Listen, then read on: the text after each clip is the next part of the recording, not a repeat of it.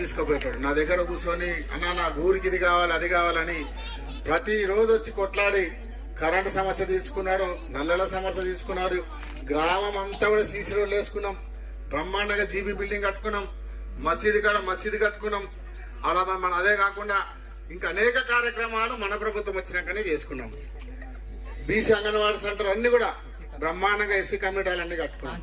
కానీ ఈ ప్రభుత్వం వచ్చినాక సీఎం అని ముఖ్యమంత్రి అని చెప్పడం తప్ప పేరుకు చెప్తున్నారు కానీ ఒక్క కార్యక్రమం చేయలే. ఇప్పటిదాకా నరేష్ చెప్పినట్టు రోడ్లు అన్ని మనమే చేసినాం. ఇక్కడ కోజీ నుంచి మద్దూరు దాకా ఉన్న సింగిల్ రోడ్ మనం ఇప్పుడు డంబర్ రోడ్ పెట్టిస్తే దాని డబుల్ రోడ్ మార్చారు. ఎందుకంటే వాళ్ళ కమిషన్ల కోసమే డబుల్ రోడ్ మార్చి చేస్తారు తప్ప ఆ రోడ్డు కూడా మనమే మంజూరు చేసి. ఇక కేసీఆర్ ప్రభుత్వం ఉండే గ్రామాలు ఎట్లుండే పచ్చదనంగా మంచిగా బ్రహ్మాండంగా ఉండే. ప్రతిరోజు కేసీఆర్ గారు నర్సరీ పెడుతుండే, చెత్త తీయనికి ఒక ట్రాక్టర్ ఇచ్చిండు, ఒక ట్యాంకర్ ఇచ్చిండు. ఈ రోజు కేసీఆర్ గారు ఇచ్చిన ట్రాక్టర్ డీజిల్ పోసే పరిస్థితి ఈ ప్రభుత్వం లేదు, డీజిల్ కూడా పోస్తలేదు ట్రాక్టర్. అట్లాంటి రేవంత్ రెడ్డి ప్రభుత్వము కేసీఆర్ ఇచ్చిన ట్రాక్టర్ డీజిల్ పోయలేని పరిస్థితి ఉంది. గ్రామాలన్నీ అంధకారం, లైట్లు లేవు, చెత్త చెదారం లేదు, ట్రాక్టర్ డీజిల్ లేదు. అదేవిధంగా ఈరోజు అనేక కార్యక్రమాలు గ్రామాల కుంటుపండి. 2 సంవత్సరాలను చూస్తున్నాం, ఒక్క అభివృద్ధి కార్యక్రమాలు చేయలే. అదే కాకుండా కేసీఆర్ గారు అనేక కార్యక్రమాలు 24 గంటల కరెంట్ ఇచ్చినాం, ఎకరాకు 5,000 చొప్పున 2 పంటలకు 10,000 రైతు బంధు ఇచ్చినాం.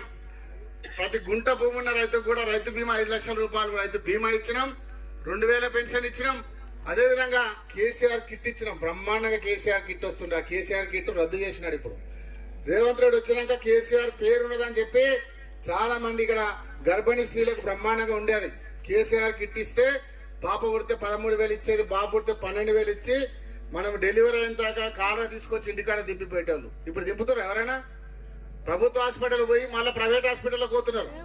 కేసీఆర్ కిట్ బంద్ అయిపోయింది, న్యూట్రిషన్ కిట్ బంద్ అయిపోయింది, రైతు బంధు బంద్ అయిపోయింది. రైతులకు మొత్తం నేను మొదటిసారి ముఖ్యమంత్రి అయిన మొదటిసారి రుణమాఫీ చేస్తా అని చెప్పినాడు. ఎంతమందికి అయింది రుణమాఫీ? 30% కూడా రుణమాఫీ కాదు. అయింది ఎవరికైనా రుణమాఫీ అయిందా? ఎవరికైనా అయిందా?